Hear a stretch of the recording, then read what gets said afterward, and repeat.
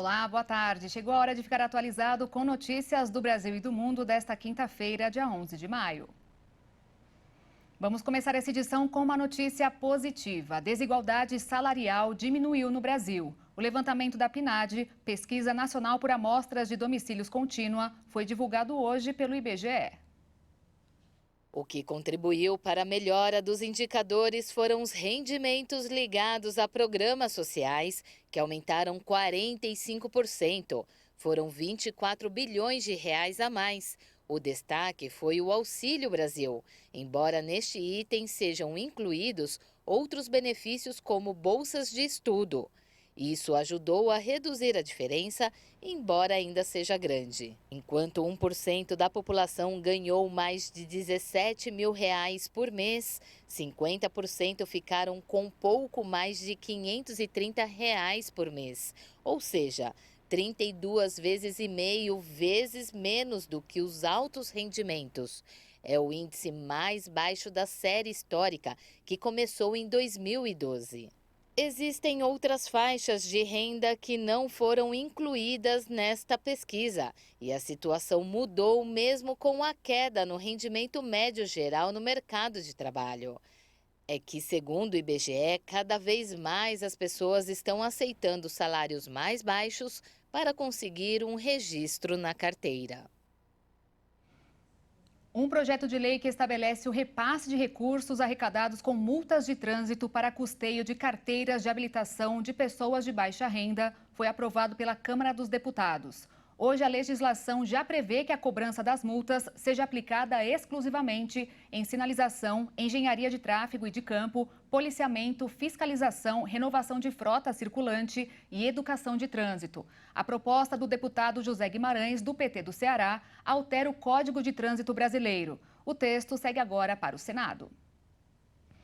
E atenção para quem usa transporte por aplicativo. Os motoristas vão entrar em greve na próxima segunda-feira. A greve está sendo convocada pela Federação dos Motoristas de Aplicativos do Brasil, a FEMBRAP, e pela Associação dos Motoristas de Aplicativos de São Paulo, a AMASP. A expectativa de adesão é de 70% dos mais de 2 milhões de motoristas ativos do país. A categoria reclama da comissão que é cobrada pelas plataformas. O valor chega a representar 60% do preço cobrado em algumas corridas. O valor repassado para o motorista segue congelado desde meados de 2015 e 2016. Em publicações nas redes sociais, Eduardo Lima de Souza, presidente da AMASP, afirmou que os usuários dos aplicativos podem ter dificuldade para conseguir um carro na segunda-feira. E quem conseguir deve se preparar para pagar mais caro devido à tarifa dinâmica. A previsão é que a paralisação dure 24 horas. A Assembleia Legislativa de São Paulo aprovou o salário mínimo estadual de R$ 1.550 em sessão extraordinária que aconteceu ontem à noite. Além do valor, deputados também incluíram cuidadores de idosos entre os trabalhadores com direito ao mínimo paulista.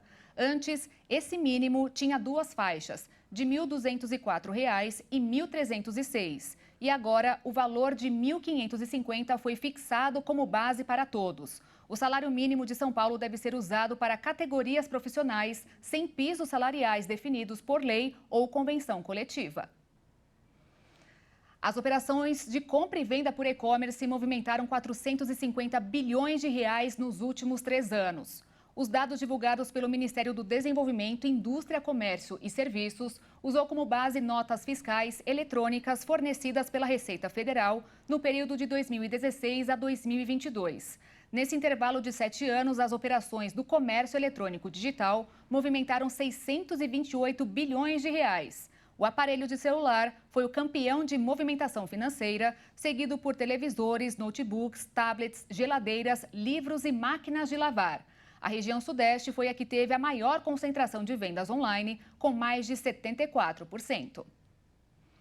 E olha só, uma importante regulamentação migratória dos Estados Unidos, chamada Título 42, chegou hoje ao fim. Foi com essa regra, desde março de 2020, que o país negou a entrada de ao menos 2.800.000 pessoas no território norte-americano que chegassem pela fronteira. Agora, negar a entrada será mais burocrática para os oficiais e os impactos da medida podem ser caóticos. O governo do presidente dos Estados Unidos, Joe Biden, começa um novo capítulo a partir desta quinta-feira. Com a chegada da pandemia e sob gestão de Donald Trump, o título 42 permitia que o governo norte-americano expulsasse automaticamente todas as pessoas que chegassem ao território do país sem visto ou documentação necessária. Recusa válida, inclusive, para quem estivesse em busca de asilo político.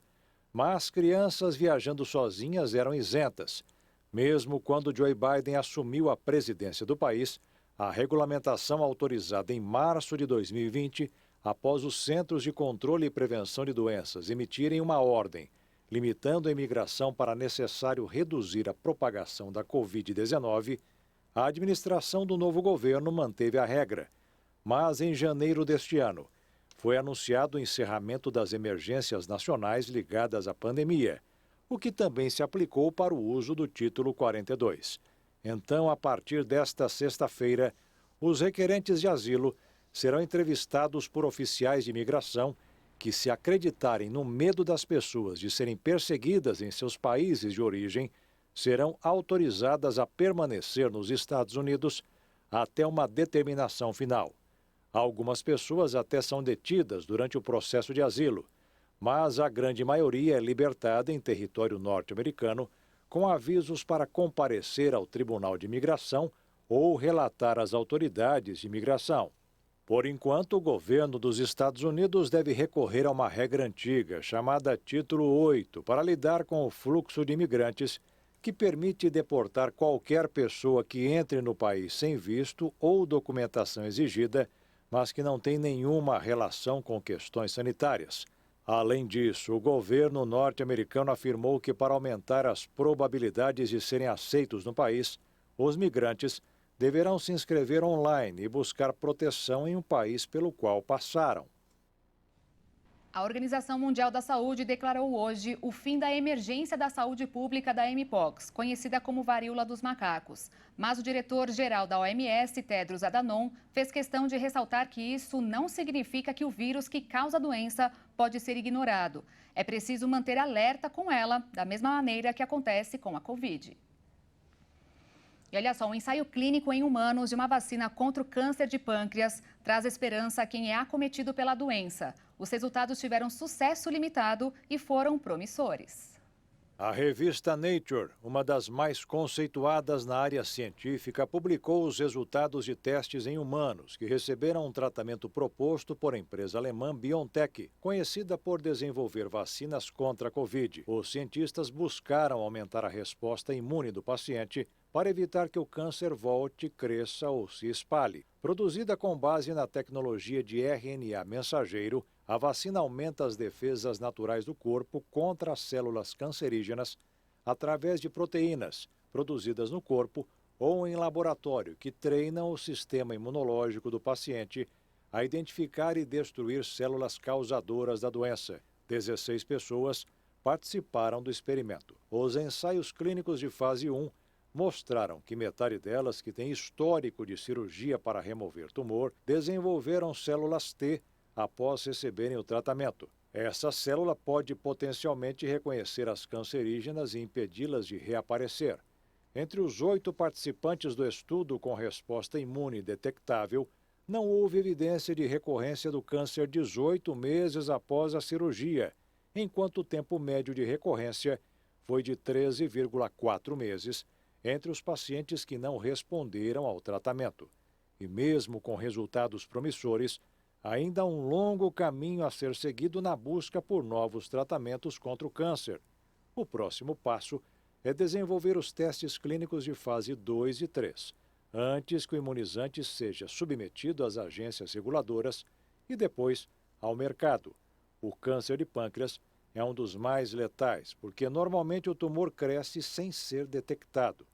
E quando o paciente é diagnosticado, a doença pode estar em estágio avançado, diminuindo a eficácia de tratamentos. A Câmara dos Deputados aprovou um projeto que define o dia 12 de março como data nacional em memória às vítimas da Covid-19 no Brasil. A escolha é em homenagem à primeira vítima da doença no país, Rosana Aparecida Urbano, que faleceu aos 57 anos. O texto segue para análise no Senado. E para a gente encerrar, um jardineiro mexicano constrói casas para pessoas em situação de vulnerabilidade usando algas, um tipo de componente facilmente encontrado em águas do mar e rios. A invenção, inclusive, foi reconhecida como uma solução engenhosa e sustentável pelo Programa de Desenvolvimento das Nações Unidas. Pensando fora da caixa, foi assim que o jardineiro começou a utilizar as algas que encontrava nas praias da região onde mora para construir casas com materiais recicláveis para famílias carentes na comunidade. Omar de Jesus Vasques Chances, do México, transformou um problema ambiental em uma solução sustentável ao utilizar as algas do sargaço das praias para produzir materiais de construção ecológicos. Turistas que visitam as praias do México frequentemente se queixam do mau cheiro das montanhas de algas, mas o jardineiro viu o potencial na substância aparentemente indesejada e decidiu mudar a vida de várias pessoas. Vendo a situação com as algas marinhas, o jardineiro viu que podia fazer a diferença ao sentir que o produto podia ser utilizado para a construção civil, na tentativa de ajudar sua comunidade. Ao invés de descartá-la, a transformou em blocos semelhantes a de tijolos biodegradáveis e os comercializa por meio de sua empresa. Os blocos passaram a ser utilizados na construção de casas no estado de Jalisco, ao oeste do México, com pouco mais de 7.800.000 habitantes. Desde 2021, Omar já reciclou quase 6.000 toneladas de sargaço, mas a jornada começou em 2015, quando viu a oportunidade de limpar as praias da Riviera Maya. De origem pobre e depois de enfrentar problemas com a dependência química, Omar se voltou para a jardinagem. Segundo ele, a experiência de vida mostrou o potencial nas algas aparentemente indesejadas. Após falar da proposta, os escritórios de Ecologia e Meio Ambiente de Quintana Roo aprovaram o uso do Saga Blocks e Omar pode seguir com seu projeto. E eu fico por aqui, mais notícias às 6h30 com a Juliana Dariva e a Maria Alice Dias. Às 10 da noite, eu e Alexandre Jaqueto te esperamos ao vivo no Jornal das 22. Obrigada pela sua companhia e uma excelente quinta-feira para você. Tchau.